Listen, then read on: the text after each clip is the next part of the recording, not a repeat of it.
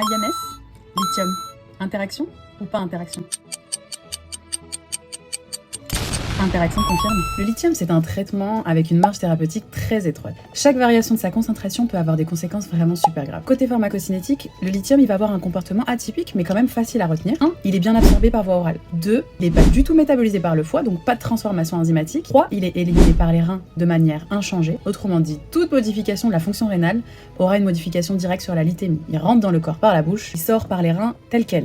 Et ça, c'est vraiment super important. Pourquoi? Quand un médicament se fixe aux protéines, il y a une partie qui va être stockée, un peu comme en attente. Cette partie liée, elle est inactive. Elle va pas du tout agir tout de suite. Elle va servir de réserve. Le corps, il peut donc piocher petit à petit dedans. C'est ce qu'on appelle un peu la forme tampon. Ça régule, ça protège. Le lithium, lui, il est 100% libre dans le sang. 100% actif. Et surtout, aucune réserve pour amortir. Résultat, la moindre variation dans le corps, donc eau, urine, sel, la lithémie en fait elle va exploser. On devrait parler juste de la demi-vie, quand même relativement longue, entre 18 et 36 heures, mais attention, elle est encore plus longue chez les personnes âgées, ou en cas de reins fatigués, insuffisance rénale, déshydratation. Le lithium, il reste longtemps dans le corps. Donc si la fonction rénale, elle baisse, le lithium va s'accumuler facilement. En cas de surdosage, la toxicité, elle peut durer plusieurs jours. C'est pour cette raison que le dosage sanguin, il se fait 12 heures après la dernière prise à jeun. Et pourquoi on doit surveiller régulièrement la lithémie. C'est là que les Ayanès deviennent un vrai danger. Ils vont inhiber la synthèse des prostaglandines au niveau rénal, ce qui va réduire le DFG, donc diminution de l'élimination du lithium. Donc accumulation dans le sang, donc risque de toxicité quand même relativement aigu. Il y a certaines études ou cas cliniques, comme Prescrire, qui rapportent des augmentations de la lithémie de 30 à 60% après quelques jours seulement d'Ayanès. Même une automédication courte, par ibuprofène par exemple, peut suffire à déséquilibrer ce patient qui est bien stabilisé. Quelques signes d'alerte à connaître. C'est tremblements fins, nausées, vomissements, confusion, troubles de l'élocution ou ataxie même. Surtout, faut jamais oublier que le lithium, il va suivre le sodium dans le rein. Donc, en cas de déshydratation, fièvre, sport, diarrhée, le corps, il va retenir le sodium et avec lui, il va retenir le lithium. Résultat, la lithémie, elle va grimper, d'où l'importance quand même de rester bien hydraté et c'est le conseil à donner